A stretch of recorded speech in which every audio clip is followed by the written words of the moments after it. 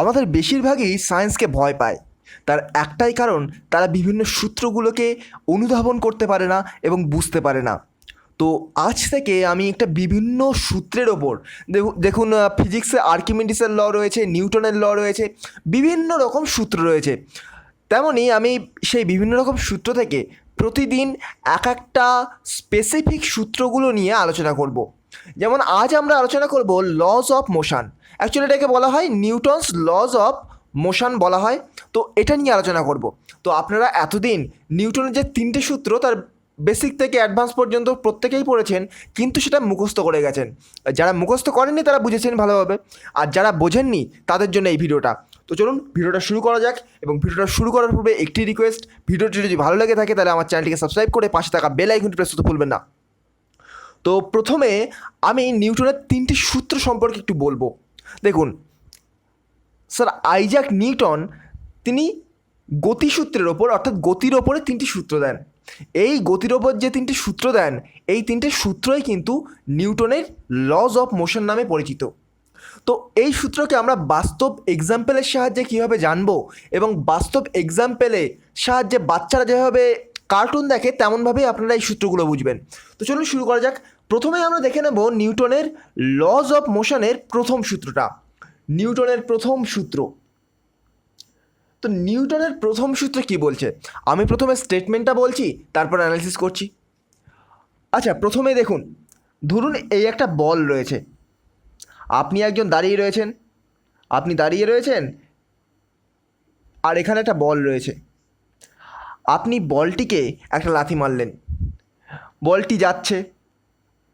ধরুন একটা ফুটবল, কোনো প্লেয়ার যদি ফুটবলকে লাথি মারে তখন কি হয়, ফুটবলটা সামনের দিকে এগিয়ে যায়। তো আপনি লাথি মারলেন বলটাকে, বলটা এগিয়ে যাচ্ছে। তো যদি এই বলটাকে সামনে কোথাও কোনো রকম বাধা, এখানে ধরুন একটা দেয়াল রয়েছে, তাহলে বলটা এখানে থেমে যাবে এই দেয়ালে ধাক্কা লেগে। কিন্তু এখানে যদি কোনো রকম দেয়াল না থাকে, বা বলটিকে বাধা দেওয়ার জন্য যদি কোনো রকম বল না থাকে, এখানে বল বলতে কিন্তু শক্তি, আপনি যদি বলটিকে বাধা দেওয়ার কোনো রকম চেষ্টা না করেন, বা কোনো রকম বল প্রয়োগ না করে যদি বলটাকে না থামান, তাহলে এই বলটা কিন্তু সারা জীবন, যতদিন পৃথিবী থাকবে, যতদিন বিশ্ব ব্রহ্মাণ্ড থাকবে, ততদিন কিন্তু এই বলটা চলতে থাকবে। তার মানে কি বোঝাচ্ছে, এই স্টেটমেন্টে বলা হচ্ছে যে কোনো বস্তুকে যদি বাইরে থেকে বল প্রয়োগ না করা হয়, তাহলে কিন্তু কোনো সচল বস্তু, বলটিকে লাথি মারার পর বলটি সচল হয়ে গেছিলো, সেই কোনো সচল বস্তু চিরকাল সচল থাকবে। এবার দেখুন, বলটি এখানে দাঁড়িয়ে রয়েছে। এবার এই বলটির ওপর আপনি ধরুন লাথি মারলেন না, কোনো রকম বাইরের কোনো রকম বল প্রয়োগ করলেন না, কোনো রকম প্রাকৃতিক বল প্রয়োগ করা হলো না এই বলটির ওপর, তাহলে বলটি চিরকাল স্থির থাকবে। তাহলে এটাই হলো নিউটনের প্রথম সূত্র। তাহলে নিউটনের প্রথম সূত্রের মাধ্যমে আমরা কি বুঝলাম, ধরুন কোনো একটা পদার্থ আছে, কোনো একটা বস্তু রয়েছে, এই বস্তুর ওপর বাইরে থেকে যদি কোনো রকম বল প্রয়োগ করা না হয়, তাহলে এই বস্তু যদি সচল বস্তু হয়, ধরুন এটা একটা উড়ন্ত বলটা যাচ্ছে, তো সেই বলকে বাধা না দেওয়া হলে বলটি কিন্তু সারা জীবন এইভাবে চলতে থাকবে।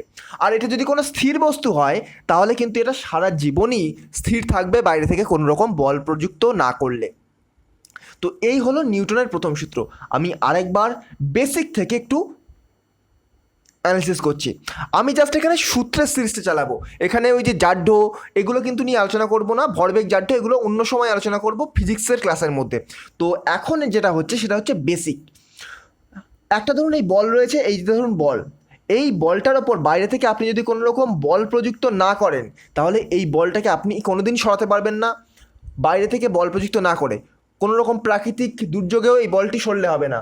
কোনো রকম বল প্রযুক্ত না করে যদি বলটি স্থির থাকে, তাহলে কিন্তু, এবং এই বলটির ওপর বাইরে থেকে বল প্রয়োগ করার ফলে যদি বলটি সচল হয়ে যায়, তাহলে কোনো রকম বল প্রয়োগ ছাড়াই যদি বলটিকে না থামানো যায়, তাহলে কিন্তু এই বলটি সারা জীবন চলতে থাকবে, আজীবন চলতে থাকবে। তো এটাই হলো নিউটনের প্রথম সূত্র। তো এরপর আমরা দেখে নেব দ্বিতীয় সূত্র। চলুন দেখা যাক দ্বিতীয় সূত্র কী বলছে।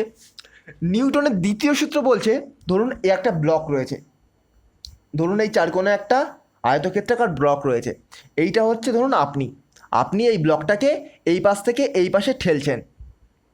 তো ঠেলার ফলে কি হচ্ছে, আপনি এই ব্লকটার নিশ্চয়ই একটা ভর রয়েছে, ধরে নিলাম ব্লকটার ভর এম ভর, আর আপনি এই দিকে বল প্রয়োগ করছেন, তাহলে ব্লকটা সরণ কোন দিকে হবে, অর্থাৎ ব্লকটা কোন দিকে সরে যাবে, ব্লকটা এই দিকে সরে যাবে।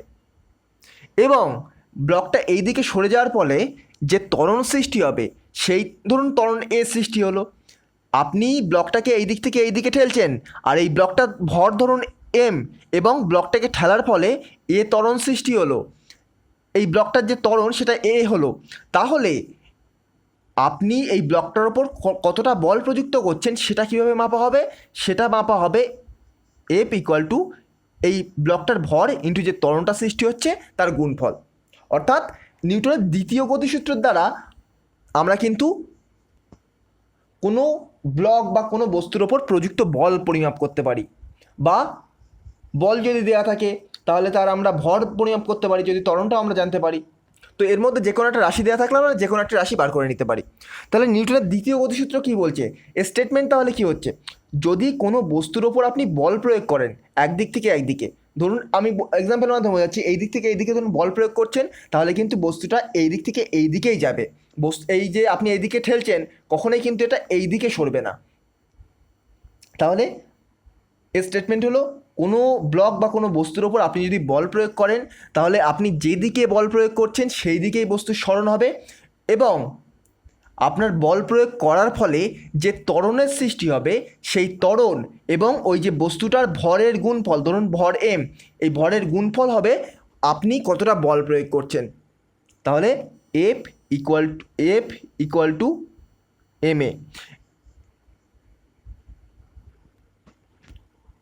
তো এই হচ্ছে সেকেন্ড ল। আমি বেসিক বলছি সেহেতু আমি ডিটেলস অ্যানালিসিস করছি না। এখান থেকে এফ প্রপোর্শনাল হয়, তারপর সেটাকে 1 ধরে নিতে হয়, কে ইন্টু এম এ হয়, 1 ধরে নিতে হয় কেটাকে, কনস্ট্যান্টটাকে, সেগুলো বাদ দিচ্ছি, জাস্ট বেসিকটা বলে দিচ্ছি। তো চলুন, এই হচ্ছে দ্বিতীয় গতিসূত্র। আমি আরেকবার অ্যানালিসিস করব, তাই ভয় পাওয়ার কোনো রকম কারণ নেই। এবার আসছে নিউটনের তৃতীয় গতিসূত্র। ধরুন একটা ছাগল আছে বা একটা গরু আছে, তো আপনি গরুটার পিছনে গিয়ে গরুটার ওপর একটা লাথি মারলেন, গরুটা উল্টে আপনার ওপর লাথি মারবে। তো আপনি গরুটার ওপর যে ক্রিয়া করলেন লাথি মেরে, তো গরুটাও আপনার ওপর আবার লাথি মেরে সেটার প্রতিক্রিয়া দিল। তো এটাই হচ্ছে নিউটনের তৃতীয় গতিসূত্র। নিউটন তার তৃতীয় গতিসূত্রে বলেছে আপনি যদি কোনো বস্তুর ওপর ক্রিয়া করেন তাহলে সেই বস্তু প্রতিক্রিয়া দেবে। ধরুন আমি এখন ভিডিও বানাচ্ছি, এই যে আমি মাইক্রোফোনের সামনে কথা বলছি, এই যে কথা বলছি এটা আমার যদি ক্রিয়া হয়, এই যে ভিডিওটা তৈরি হয়ে যাচ্ছে এটাই কিন্তু আমার প্রতিক্রিয়া, এই ভিডিওটার প্রতিক্রিয়া। তো এটাই হলো ক্রিয়া এবং প্রতিক্রিয়া। এই যে নিউটনের তৃতীয় গতিসূত্রে বলা হয় প্রত্যেক ক্রিয়ার সমান ও বিপরীত প্রতিক্রিয়া আছে। এখানে এক্সাম্পলটা দেখুন, এখানে একটা নৌকা আছে, আপনি ধরুন এই নৌকার ওপর পায়ে চাপ দিয়ে এই যেখানে ডাঙা আছে এই ডাঙায় আসতে চাইছেন।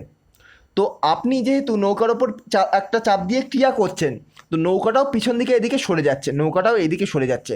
তো এটাই হচ্ছে প্রতিক্রিয়া। তো এই আমরা 3টে গতিসূত্র জানলাম।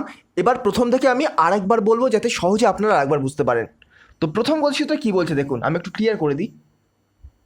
প্রথম গতিসূত্রে বলছে, স্টেটমেন্ট হচ্ছে কোনো বস্তুর ওপর যদি কোনো রকম বল প্রয়োগ করা না হয় তাহলে স্থির বস্তু চিরকাল স্থির থাকবে, এবং কোনো সচল বস্তুর ওপর যদি কোনো রকম বাধা প্রয়োগ না করা হয়, বল বা বাধা প্রয়োগ না করা হয়, তাহলে কোনো সচল বস্তু সারা জীবন কিন্তু সচল থাকবে। যেমনই আমি এক্সাম্পল দিয়েছিলাম, এই ধরুন আপনি রয়েছেন, এই বলটিকে আপনি লাথি মারলেন, তো বলটি চলছে।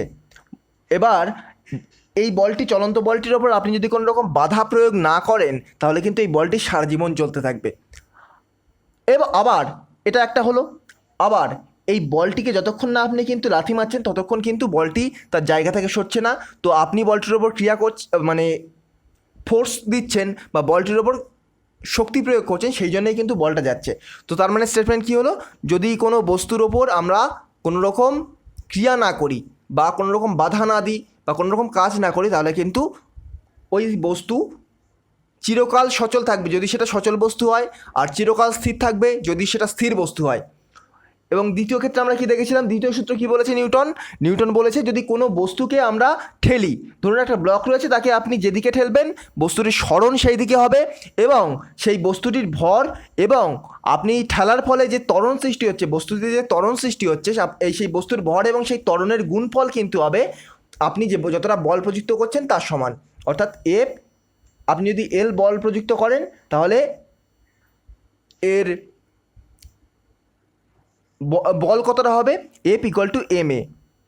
এম কি এখানে, এম এই বস্তুটার ভর, আর এ হচ্ছে আপনি ঠেলার ফলে যতটা ত্বরণ সৃষ্টি হয়েছে।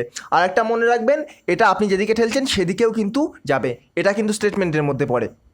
এবং তৃতীয় কথাচিত্র বলছে, আপনি যদি কোনো গরুকে গিয়ে লাথি মারেন, গরুটা উল্টে আপনার ওপর লাথি মারবে। তার মানে প্রত্যেক ক্রিয়ার সমান ও বিপরীত প্রতিক্রিয়া আছে। আপনি যদি কোনো রকম ক্রিয়া করেন, তার প্রতিক্রিয়া আপনি পাবেন। আপনি একটা খারাপ কাজ করুন, আপনি জেলে যাবেন। তো আপনি খারাপ কাজ করছেন সেটা ক্রিয়া, এবং আপনি জেলে যাচ্ছেন সেটা প্রতিক্রিয়া। তো এই ছিল আজকের ছোট্ট ভিডিওর মাধ্যমে নিউটনের প্রথম, দ্বিতীয় এবং তৃতীয় গতিসূত্র। তো যদি ভিডিওটি ভালো লেগে থাকে তাহলে এই চ্যানেলটিকে সাবস্ক্রাইব করে পাশে থাকা বেল আইকন প্রেস করতে ভুলবেন না। আর এরকম ভেরিয়াস লস কিন্তু আমি এবার থেকে আনতে থাকবো। তো আজ আমরা নিউটনের ল আনলাম, তো নেক্সট দিন হয়তো আইনস্টাইনের ল আনবো। তারপরে ধরুন একে একে মানে বিভিন্ন রকম বিজ্ঞানীরা যেসব ল দিয়েছেন ফিজিক্সে, কেমিস্ট্রিতে, সেগুলো কিন্তু ধীরে ধীরে আনবো। তো এই ছিল ছোট্ট ভিডিও। তো ভিডিওটা ভালো লাগলে অবশ্যই সাবস্ক্রাইব করবেন। নেক্সট ভিডিওতে আবার দেখা হবে। Thank you.